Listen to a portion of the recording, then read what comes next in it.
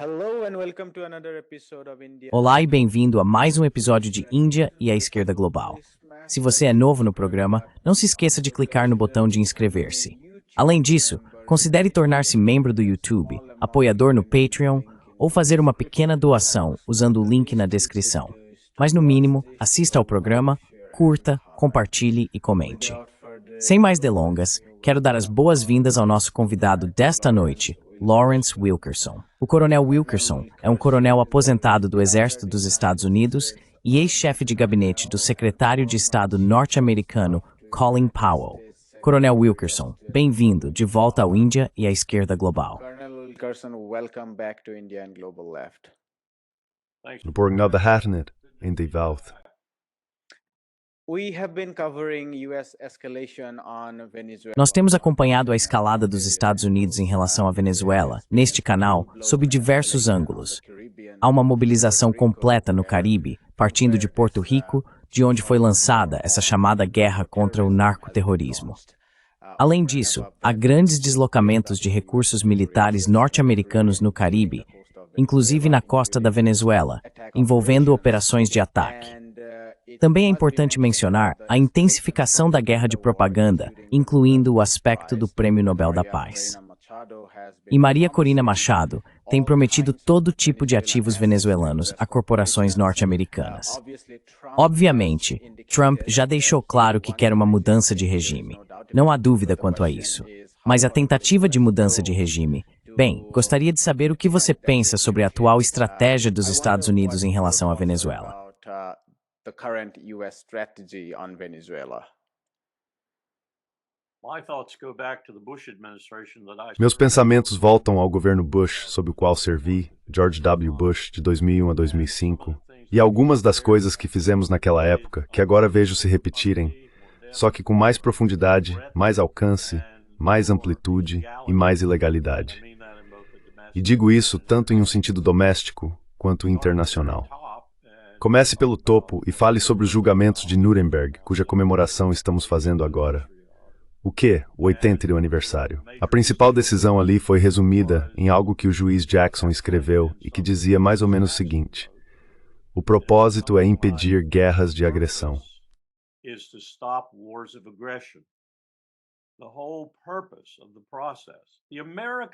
Todo o propósito do processo, o propósito americano, era claro. Outros se alinharam a esse propósito durante o curso do tribunal, mas alguns o fizeram, como a União Soviética, por razões de conveniência, para realizar o que precisavam realizar. Os britânicos, por exemplo, queriam levar todos os criminosos de guerra para casa e fuzilá-los. Os soviéticos queriam levá-los todos para Moscou, julgá-los em tribunais de fachada e depois fuzilá-los. Assim, quando Jackson fundamentou o verdadeiro propósito dos tribunais na ideia de guerras de agressão, sua opinião, e eu acho que ele estava certo, e foi nisso que a ONU mais tarde se baseou, era de que esse era o cerne de toda guerra assassina no mundo, a agressão.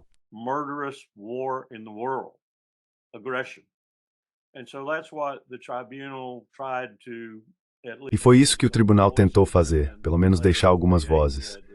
Depois, em 1948, tivemos a primeira, segunda, terceira e quarta convenções de Genebra, e outras tentativas de tornar a guerra, não mais aceitável, não diria isso, mas pelo menos mais razoável, se nada mais.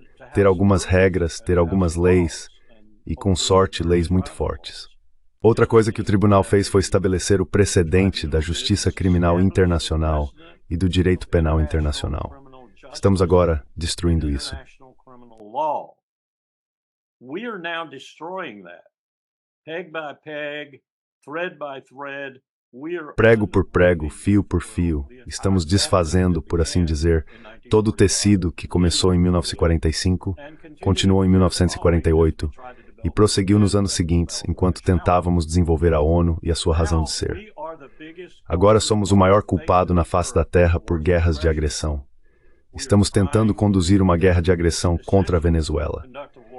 Já estamos lá com a CIA. Estamos lá desde 2016, quando Donald Trump assinou uma determinação presidencial para Mike Pompeo, então chefe da CIA, iniciar uma guerra em solo venezuelano. Eu até me embaraço ao tentar enumerar todas as guerras que temos. Nem dá para dizer que isso é novo, porque começou no primeiro governo Trump, com uma ação direta muito violenta na Venezuela, conduzida por forças de operações especiais e pela CIA. In Venezuela, conducted by Special Operating Forces and the CIA. And it's In been going on. fact, in fact, Na verdade, em 2015, Obama declarou a Venezuela uma ameaça à segurança nacional dos Estados Unidos, o que significou impor todas aquelas sanções cruéis, de certa forma um prelúdio do que viria com Trump em muitos aspectos. Trump, in many ways. Right. There's no apparent exception Não há nenhuma exceção aparente para um presidente democrata ou republicano fazer isso, o que torna a situação realmente alarmante. E então, quando Donald Trump, por exemplo, faz declarações sobre um país de 230 ou 240 milhões de pessoas, a Nigéria, as afirmações belicosas que ele fez sobre a Nigéria são absurdas, mas também extremamente perigosas. E são extremamente perigosas porque, como eu disse, estão eliminando todas as regras. Agora estou ouvindo, aqui está o mais recente desenvolvimento nessa eliminação das regras, que meu presidente fez isso em relação à tortura. Meu presidente recorreu ao seu Departamento de Justiça, George W. Bush, e pediu que elaborassem uma justificativa legal que legitimasse o que ele queria que a CIA fizesse com certos detentos de alto valor naquela guerra.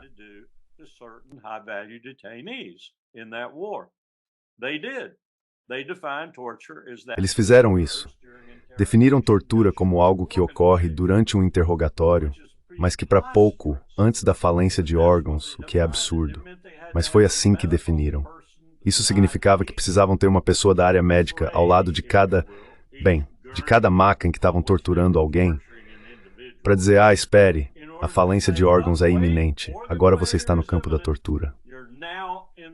Esse era o nível de absurdo dessa justificativa legal. Agora, Donald Trump ordenou que o Departamento de Justiça desenvolvesse uma justificativa para esses assassinatos extrajudiciais em alto mar que ele está realizando.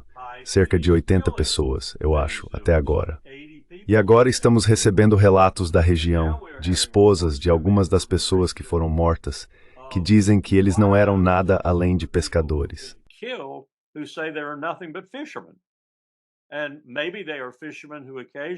E talvez sejam pescadores que de vez em quando, porque estão morrendo de fome a maior parte do tempo, são tão pobres, às vezes ganham algumas centenas de dólares transportando um pouco de droga pela costa.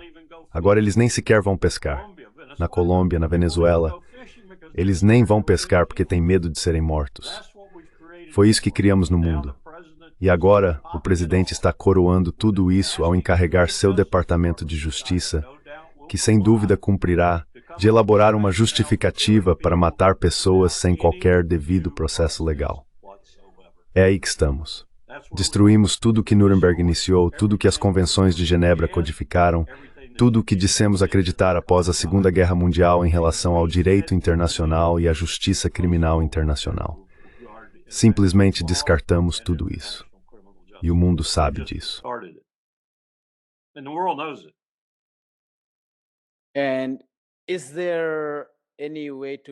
Alguma maneira de prever até onde o governo Trump iria? Quero dizer, há especulações sobre ataques com mísseis Tomahawk e também se fala em uma invasão real. Há muito burburinho sobre o Gerald Ford, o maior porta-aviões, seguindo para a região.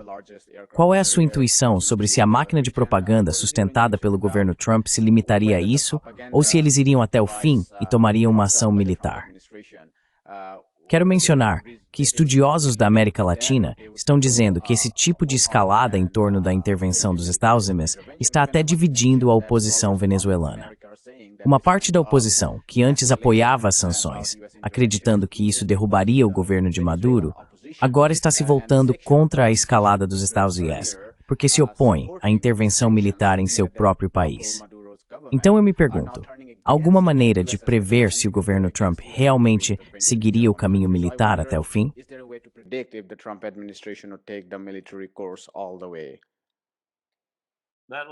Esse último ponto que você mencionou, eu acho que é verdadeiro.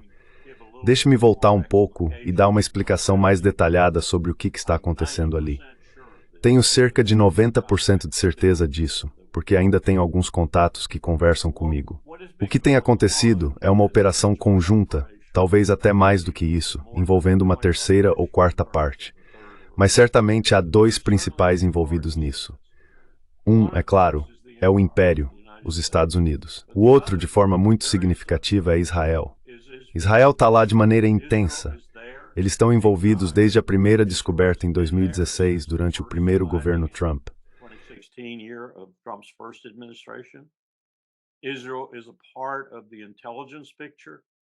Israel faz parte do quadro de inteligência, seja ele falso, justo, preciso ou o que for. E na maioria dos casos, acho que é bastante falso. Israel está manipulando as informações de inteligência que Trump está recebendo. Uma das pessoas que fornece essa inteligência a Trump é um cidadão israelense, com dupla cidadania, claro, como gostamos de ter neste país. Mas ele é um cidadão israelense. Ele está ligado a um ex-integrante da CIA que, em troca de dinheiro, está fornecendo informações a Laura Loomer vindas da Venezuela, que eles afirmam ser precisas. E Trump está virando as costas para a comunidade de inteligência estabelecida, começando por Tulsi Gabbard e outros, e ouvindo Laura Loomer.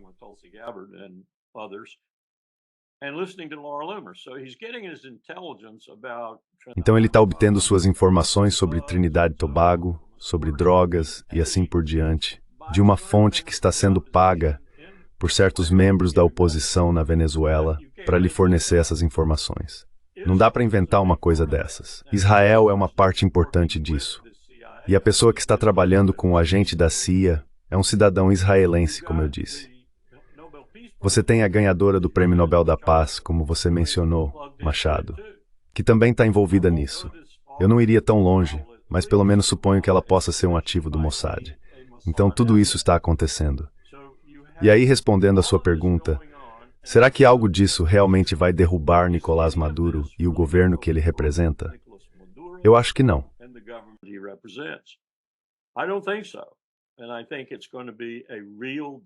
E eu acho que vai ser um verdadeiro desastre se tentarmos usar força maior, força bruta para fazer isso. Seja nos aproximando sorrateiramente ou atacando de frente, não faz diferença. Vamos acabar com as mãos atadas em uma confusão. Pense no Vietnã, pense no Afeganistão, pense em qualquer uma das guerras em que nos envolvemos. Pense na Somália, por exemplo, quando entramos supostamente por razões humanitárias e acabamos perseguindo o senhor da guerra, Mohammed Farah Aidid, tendo de nos retirar de forma humilhante de Mogadíscio. É isso que estamos enfrentando. E este presidente parece não ter compreensão desse tipo de situação. E ele também não tem um secretário de defesa, como Pete Hegseth, que entenda disso.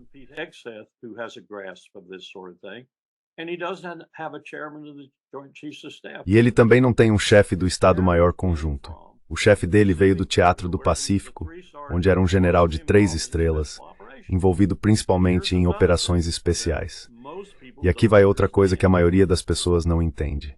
Há muito tempo, quando Sam Nunn estava no Senado dos Estados Unidos, ele tinha uma preocupação em criar um comando de operações especiais que reunisse todos os operadores especiais. Delta, SEAL Teams 6, 5, 4 e 2, os Rangers, o CCT da Força Aérea, os Raiders do Corpo de Fuzileiros Navais, eventualmente o Corpo de Fuzileiros Navais entrou, todos sob um único comando, tornando um comando unificado e dando-lhe um orçamento próprio.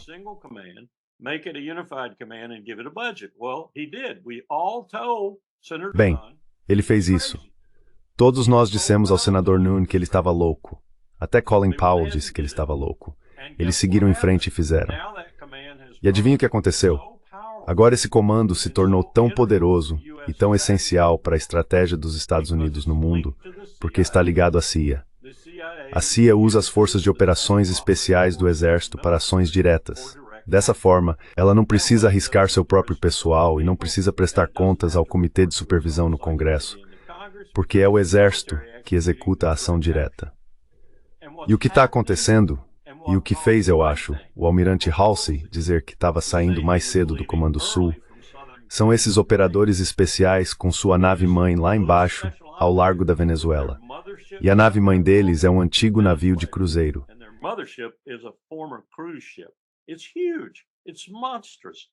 É enorme, é monstruoso, tem todo tipo de laboratórios dentro, todo tipo de dispositivos de inteligência, pode receber Harriers, pode receber helicópteros. E o que está acontecendo é que, sem o comandante das forças convencionais, o almirante Halsey, comandante do Comando Sul, é a região dele. Sem que ele sequer tenha algo a dizer sobre isso, esses operadores especiais, atuando sob o comando de operações especiais na Flórida, estão de fato realizando essas ações contra a Venezuela. Isso é inacreditável. É inacreditável. Aconteceu em Mogadíscio. Quando fizemos a retirada ignominiosa de Mogadíscio, foi porque o Comando de Operações Especiais estava indo atrás de Mohammed Farah Aidid por conta própria, sem que o comandante turco da Força da ONU ou o comandante dos Estados Unidos soubessem de nada.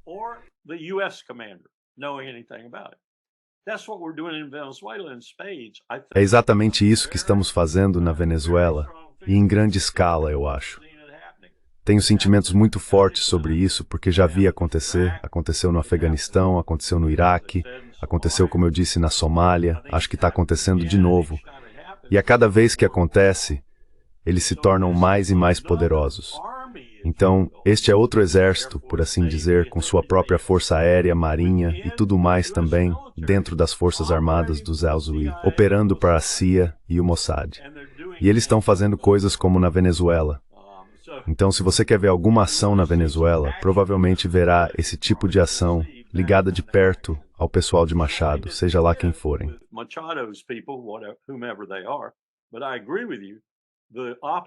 Mas eu concordo com você. A oposição, do jeito que existe na Venezuela, não está se voltando contra Maduro, mas contra o esforço do Império para derrubá-lo, porque eles veem o que está acontecendo e entendem a situação. Eles sabem que Machado quer vender a Venezuela ao Império. Ponto final. É isso que ela quer. Ela tem sido muito clara sobre isso. E isso não vai funcionar. Acho que estamos prestes a enfrentar uma grande confusão mesmo. Mas as pessoas que vão sentir os efeitos dessa confusão provavelmente serão os venezuelanos e talvez também os colombianos, porque Trump também lançou um olhar hostil sobre a Colômbia.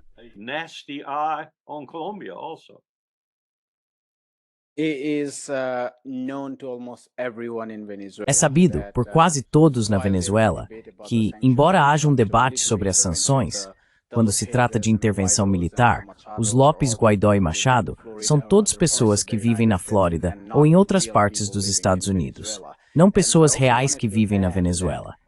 Eu também queria acrescentar, como você indicou, que parece haver divisão dentro das Forças Armadas e da inteligência. Provavelmente entre aqueles nas Forças Armadas que conhecem a realidade da Venezuela e aqueles que são partidários fanáticos, na folha de pagamento do Mossad e assim por diante. O fato é que na Venezuela, os militares são extremamente politizados.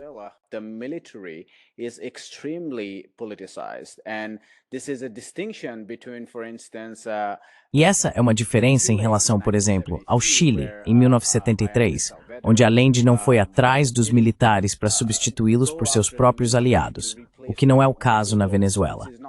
Na Venezuela, as Forças Armadas são extremamente politizadas, integradas a todo o processo bolivariano, o que significa que qualquer tipo de tentativa de golpe é extremamente difícil. E pode-se duvidar dos números. Milhões de milicianos sendo recrutados. Esses 7 ou 8 milhões podem estar exagerados, não sei. Mas é verdade que há um consenso amplo, quase unânime, na Venezuela contra uma intervenção militar dos Estados Unidos.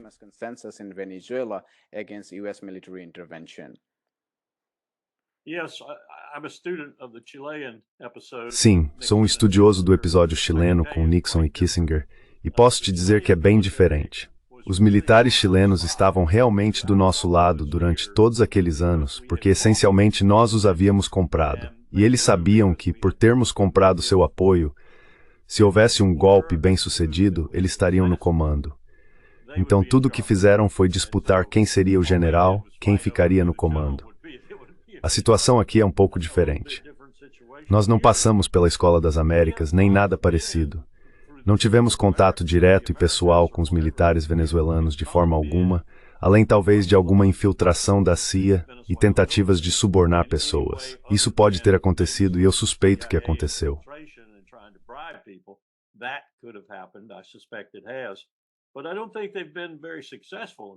Mas não acho que eles tenham sido muito bem-sucedidos nesse esforço, porque os militares basicamente têm sido leais. Então isso seria uma operação completamente diferente. você provavelmente teria a maior parte das forças armadas venezuelanas contra você desde o início. Essa é uma situação muito diferente de comprar os militares e fazê-los, como aconteceu no Chile, se voltarem contra Allende e produzirem quem produziram, o que não foi nada bom para o Chile. Então, acho que o que estamos vendo é uma verdadeira guerra de guerrilha que nós perderíamos. E embora eu adorasse nos ver perderem uma situação como essa mais uma vez, para tentar nos ensinar uma lição sobre esse tipo de coisa, não quero ver essa dor imposta à Venezuela, ou à Colômbia, ou à Nigéria, ou a qualquer outro lugar, especialmente quando não há motivo para isso.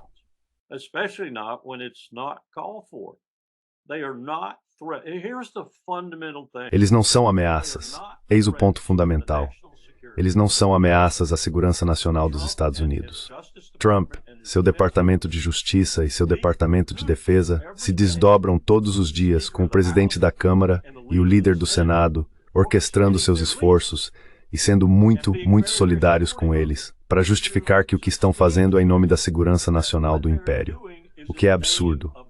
Mesmo com o Irã, é absurdo. O Irã não representa nenhuma ameaça significativa ao Império, a menos que o Império queira se sentar no meio do Golfo Pérsico e acenar uma bandeira, como o presidente Ahmadinejad uma vez me disse em Nova York.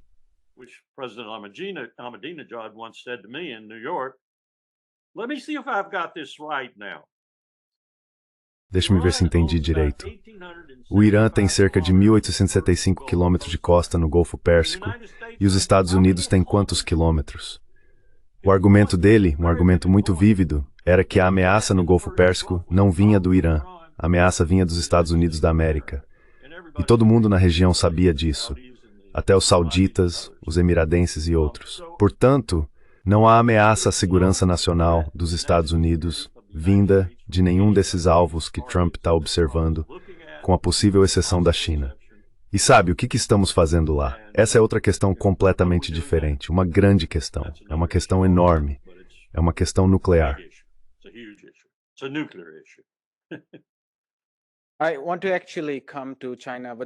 Na verdade, eu quero falar sobre a China, mas só um comentário paralelo sobre a ideia de ameaça. Isso me lembrou alguns daqueles debates dos anos 80, quando generais dos Estados Unidos diziam que a Nicarágua e possivelmente até Cuba representavam grandes ameaças aos Estados Unidos. Em um desses debates, Noam Chomsky disse que seria uma injustiça, até com Hitler, comparar a alegação dele de que a Tchecoslováquia era uma ameaça à Alemanha com a ideia de que Cuba ou Nicarágua eram ameaças aos Estados Unidos. Quero dizer, até Hitler talvez tivesse algum ponto quando fez aquela afirmação sobre a Tchecoslováquia. Tamanha é a absurdidade dos Estados Unidos em inventar ameaças vindas dessas pequenas nações.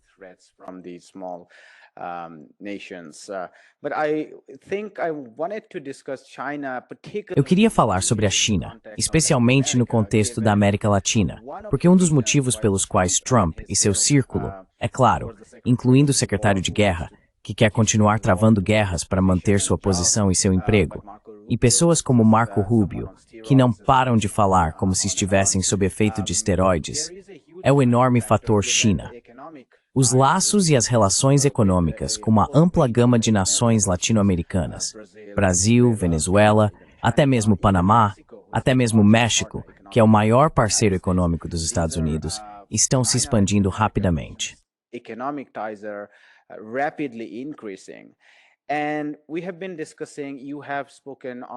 E temos discutido isso. Você já falou em nosso programa sobre a necessidade de o Império dos Estados Unidos encerrar seu papel imperial e voltar a ser um Estado-nação. Diante da recente derrota que os Estados Unidos sofreram contra a China, quero dizer, estavam muito confiantes quando iniciaram sua guerra econômica e acabaram com uma derrota humilhante. Qual você acha que é a grande estratégia dos Estados Unidos em relação à China daqui para frente? Há algum tipo de reavaliação no pensamento dos Stephen Millers, da Fundação Manhattan, e de todos esses falcões em relação à China? Existe alguma reflexão ou redefinição, considerando a derrota humilhante que sofreram recentemente? Ou eles continuam seguindo o mesmo caminho, chegando até a planejar uma guerra nuclear com a China? Designing a nuclear war with China. I can detect no strategy. None whatsoever. Não consigo detectar nenhuma estratégia, absolutamente nenhuma. Of people. O que vejo é um grupo de pessoas que acham que tem uma estratégia e que de vez em quando a expressam em termos quase indecifráveis. Steve Bannon vem imediatamente à mente, e até mesmo Pete Hegseth. Mas não percebo nenhuma grande estratégia, nem vejo uma estratégia voltada para um bloco de países ou para um único país como a China. Nenhuma estratégia, de forma alguma. E voltando ao seu ponto sobre a China, em todos os lugares onde a China está ganhando espaço, isso acontece porque nós estragamos tudo de forma tão grave que as pessoas estão praticamente implorando para que a China assuma o controle. É assim de terrível, especialmente no hemisfério ocidental. That's how awful it is, particularly in the Western Hemisphere. Brazil is a perfect case. O Brasil é um caso perfeito. A China está avançando onde detecta fraquezas e erros do império e está fazendo grandes progressos com isso. Nem é preciso citar Sun Tzu. Não se trata de uma estratégia indireta. É uma estratégia do tipo: veja, meu principal inimigo está cometendo erro grosseiro após erro grosseiro, e eu estou aproveitando esses erros e oferecendo ao povo algumas alternativas. É isso que realmente está acontecendo. E é um comentário muito triste. Porque não acho que esta administração entenda que é isso que está acontecendo com eles. Não acho que Donald Trump perceba que Xi Jinping o deixou em uma posição humilhante na última reunião que tiveram na China. In the last meeting they had in China, handed him his rear end. Deu uma surra nele, ou seja, acabou com ele. Aí ele sai dizendo que foi uma ótima reunião. Tenho certeza de que Xi Jinping achou que foi uma das melhores reuniões que já teve. Embora essas pessoas, como Putin, Xi Jinping e até Modi, e certamente Lula, devam estar se perguntando. E acho que há algumas pessoas na Europa que talvez sejam líderes do futuro, substituindo Starmer, Macron e o resto dos idiotas de lá, que também percebem isso, que o que estou dizendo está, de fato, acontecendo. E eles estão tentando decidir: quero me alinhar totalmente com a China, quero ser independente, quero ficar meio a meio, o que quero fazer, porque não quero vender minha alma para ninguém, nem mesmo para a China.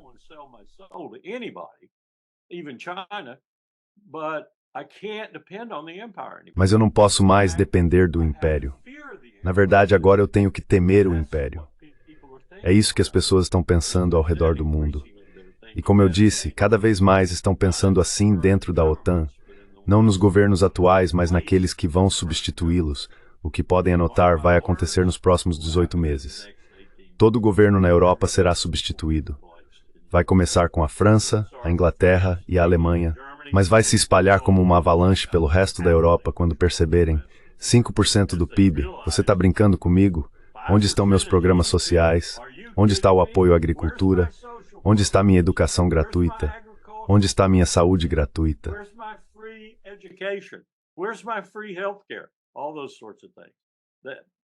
Todas essas coisas. Esses líderes não vão ficar por aí.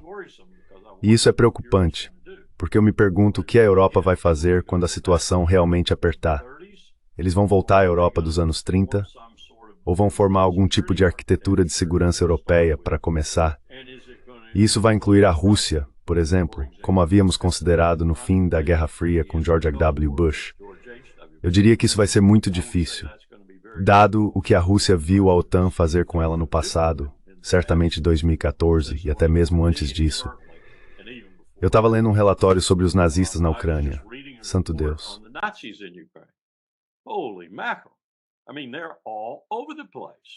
Quer dizer, eles estão por toda parte. Putin ainda não os erradicou. Ele apenas os empurrou para o setor restante da Ucrânia. E eles estão todos ao redor de Zelensky. Zelensky não pode se mover sem essas pessoas. Ele não pode fazer nada sem eles. Eles estourariam os miolos dele no momento em que ele decidisse fazer algo que não estivesse nos planos deles. E há bastante deles. Sempre pensei, quando eu trabalhava com a Ucrânia no início dos anos 2000, como chefe de gabinete no Departamento de Estado, que nossa inteligência dizia que havia talvez de 100 mil a 150 mil verdadeiros nazistas. Estou falando dos rapazes de Bandera.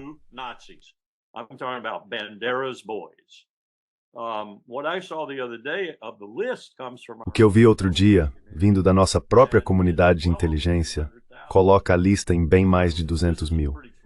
Então essa é uma força bastante formidável, e eles vêm poupando suas forças. Eles não têm ido para as linhas de frente lutar porque sabem que se o fizerem, serão mortos. Por isso estão ficando na retaguarda conservando suas tropas para que sejam o poder final na Ucrânia, aconteça o que acontecer com a guerra. E se eles forem o poder final, não haverá paz. Não haverá paz. Podemos ter uma cessação das hostilidades, por assim dizer, não haverá paz. Não enquanto essas pessoas estiverem lá, porque elas são nazistas.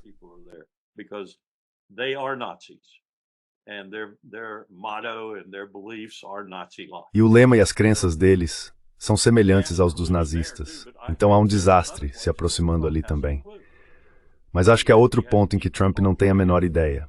Ele tem pessoas conversando com ele, pessoas que o informam, que estão lhe dizendo em verdade sobre a Ucrânia e sobre a situação lá. Não importa se ele quer apoiar Zelensky de forma mais enérgica, se quer ser neutro, ou se quer se afastar completamente, ele não conhece a verdade sobre a Ucrânia. E ele é o único, o Império é o único, triste dizer, que ainda tem o vigor restante, o contato e os meios em termos dos europeus para encerrar isso. E ele não está fazendo isso. Então não há estratégia. So there's no strategy. What kind of lies are he being? Mas que tipo de mentiras estão sendo contadas a ele sobre a Ucrânia? Que a OTAN ainda pode sustentar essa guerra, que a Ucrânia ainda pode continuar pressionando os russos. São esse tipo de mentiras? Quais são as mentiras que ele está ouvindo? Porque houve um momento antes da cúpula, estou falando da cúpula entre o presidente Putin e o presidente Trump, a cúpula do Alasca, em que Trump começou a repetir a realidade, falando sobre as perdas das forças ucranianas, o movimento da frente, a direção das linhas de frente e assim por diante. E recentemente, ele parou de falar sobre tudo isso. Então, que tipo de mentiras estão sendo contadas a ele? So, what kind of lies are being told to him? Basicamente, Lindsey Graham e sua equipe estão dizendo a ele que isso não importa. O que você está fazendo é fazer a Rússia sangrar, e quer fazê-la sangrar até a última gota de sangue. Se isso custar a vida de Zelensky, se custar à Ucrânia mais 100 quilômetros de território, que seja, você quer fazer Putin sangrar ao máximo. E Graham está até dizendo a ele que se fizer isso no meio do processo, Putin vai cair. É isso que ele está dizendo. Que Putin está sob forte pressão, sob forte pressão. Mesmo quando alguém aparece, alguém que sabe do que está falando e diz ao presidente como me disseram que um indivíduo fez, que Putin está sob forte pressão, tudo bem, mas ele está sob pressão da direita.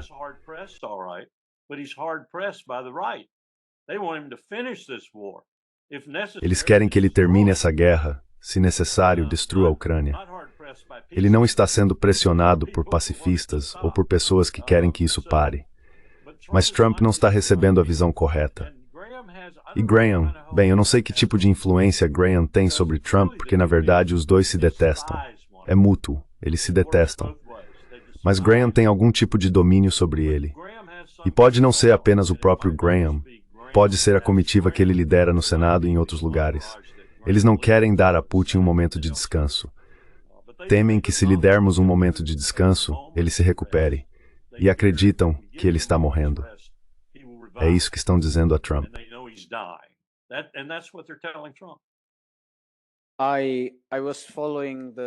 Eu estava acompanhando a escalada dos Estados Unidos em relação à Índia quando aquelas sanções adicionais foram impostas e percebi que Lindsey Graham tinha uma influência enorme.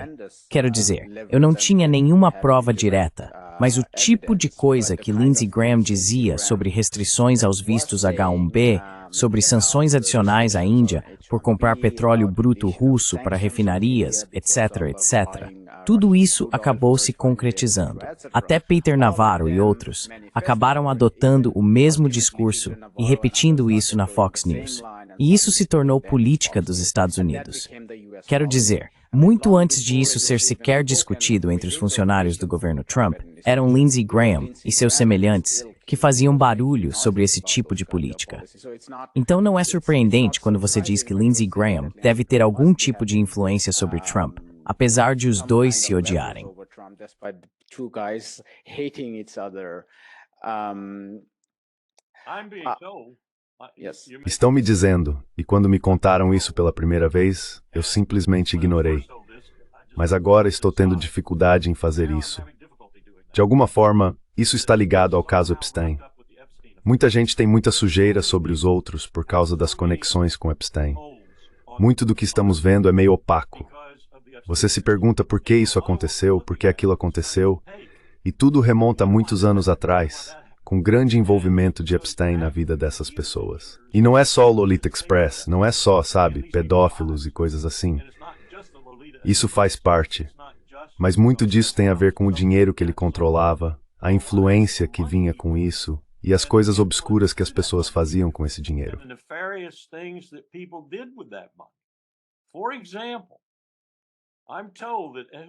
Por exemplo, me disseram que Ehud Barak estava tão envolvido no negócio da ilha quanto o príncipe Andrew. E vimos o que aconteceu com o príncipe Andrew, e isso não acontece com frequência, a menos que haja algum fogo ali, sabe? Muita fumaça real, mas também havia fogo. Disseram-me que Barak estava tão envolvido quanto o príncipe Andrew, e há e-mails que comprovam isso. Disseram-me que Bill Clinton estava quase no mesmo nível. E volto a Oslo, aquele momento de paralisação repentina, com Arafat pego pelos faróis como um cervo, se perguntando o que havia acontecido com ele. E tudo simplesmente parou.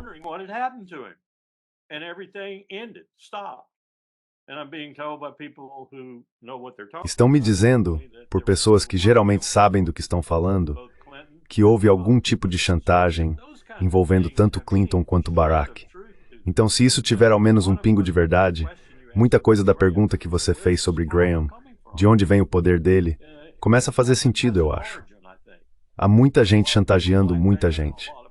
E Lindsey Graham não está necessariamente fora disso também, porque o Lindsey é conhecido por ter alguns problemas. Não vou entrar em detalhes, mas ele tem alguns problemas. Quando ele diz que não tem tempo para sexo, que está muito ocupado, bem, há razões para isso.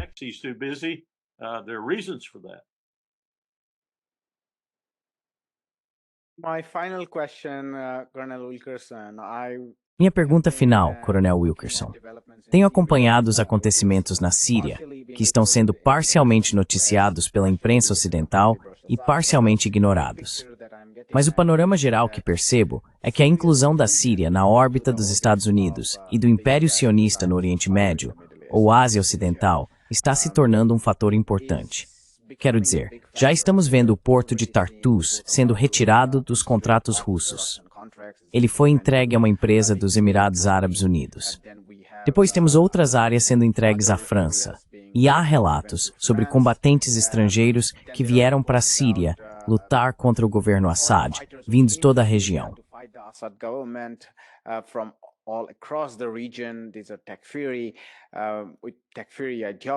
Esses são takfiris.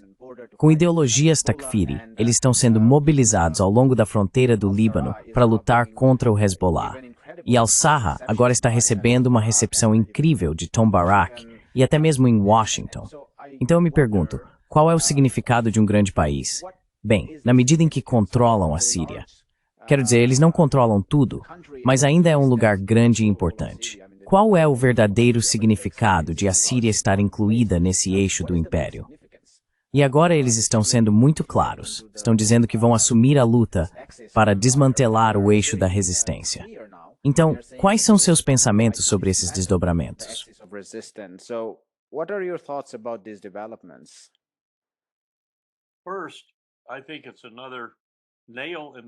Primeiro, acho que é mais um prego no caixão da teoria de que o lobby é dono do império. Ah, sim, eles controlam o Congresso e têm certos políticos mais sob seu domínio do que outros. E também controlam muitos dos bilionários que são sionistas, cristãos ou não. Mas a verdadeira razão pela qual Israel existe é para ser nosso cão de ataque no Sudoeste Asiático e no Levante, ponto final. Então o que está acontecendo é, e agora tudo está interligado, e eu disse que não via nenhuma estratégia. Lugar onde voa uma estratégia muito perigosa se desenvolvendo para os palestinos.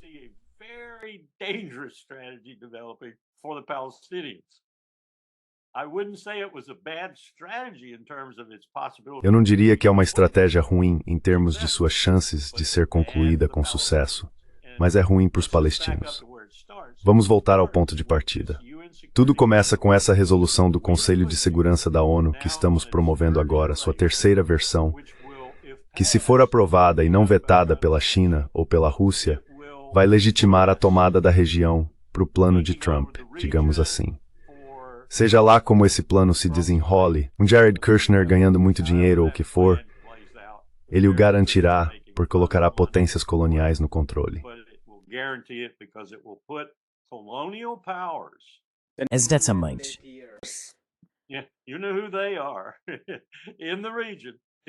Você sabe quem eles são na região, para manter a paz, certo? E os palestinos vão desaparecer. Ah, vai haver alguma retórica sobre um Estado em algum lugar por aí, mas eles vão desaparecer. Enquanto isso, Israel está em perigo existencial neste momento. Está desmoronando. As forças de defesa de Israel estão colapsando, se dobrando sobre si mesmas. Mais suicídios do que alguém jamais poderia imaginar. Mais estresse pós-traumático. Mais deserções. Mais pessoas deixando de se apresentar para o serviço. E ainda assim, Netanyahu quer enfrentar o Irã e também quer se livrar do Hezbollah. Bem, acho que ele fez um acordo com Trump.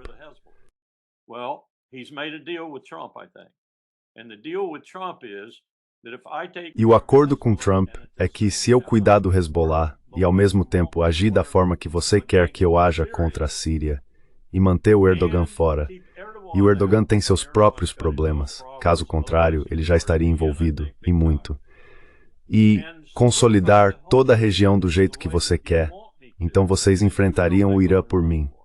Não sei se Trump aprovou isso ou não, mas isso significaria que Israel nem estaria envolvido nessa segunda investida contra o Irã. Por assim dizer, os Estados Unidos fariam tudo sozinhos. E não sei o que isso significa, além de poder aéreo, porque não queremos colocar tropas em solo. Mas também sei, como profissional militar, que o poder aéreo não será suficiente.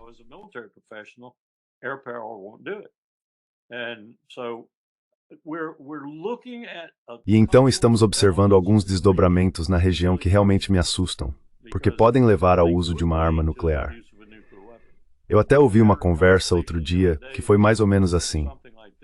Bem, se Netanyahu simplesmente acabasse com o Irã usando algumas armas nucleares, a maioria lançada de submarinos em mísseis de cruzeiro, o que ele tem capacidade de fazer agora, pelo que entendo, e se os Estados Unidos o apoiassem com tudo o que fosse necessário para garantir que tudo acontecesse como deveria, e trouxéssemos de volta as potências coloniais, e tivéssemos tudo o que tínhamos no começo, por assim dizer, e tudo fosse de nossa propriedade, de nossos amigos, estaríamos muito melhor.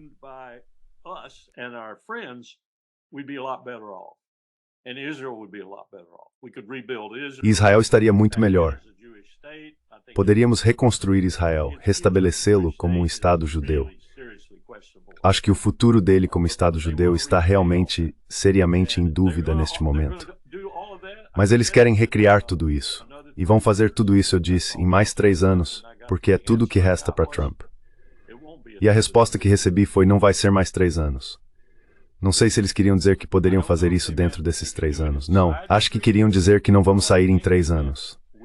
E não sei se isso significa que Vance será presidente então, e continuará tudo por mais 8 anos, ou se significa que não vamos sair, ponto final.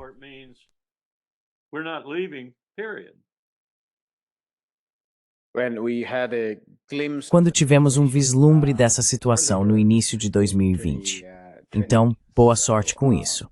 Vamos encerrar por aqui, Coronel Wilkerson. Esta foi uma conversa muito útil e muito obrigado pelo seu tempo. Deixe-me apenas fazer mais um comentário, se eu puder. Claro.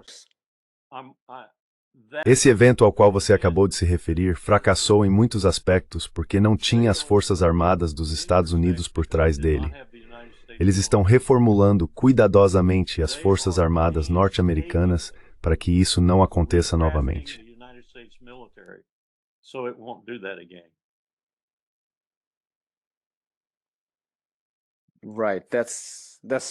Certo, isso é uma tomada completa do Estado como é entendida, seja nos círculos da extrema-direita ou da extrema-esquerda. Vamos encerrar por aqui. Muito obrigado novamente. Foi uma boa conversa depois de um tempo. Obrigado. Take care. With you.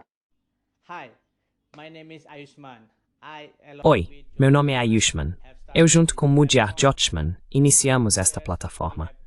Nos últimos 2 anos, temos tentado produzir conteúdo para as forças de esquerda e progressistas. Até agora, entrevistamos economistas, historiadores, comentaristas políticos e ativistas. Se você gostou do nosso conteúdo e quer que construamos um arquivo para a esquerda, tenho 2 pedidos para você. Por favor, considere fazer uma doação para a causa. O link está na descrição abaixo. E, se não puder, não se sinta mal. Você sempre pode curtir e compartilhar nossos vídeos com seus camaradas. Por fim, não se esqueça de clicar no botão de inscrever-se. Don't forget to hit the subscribe button.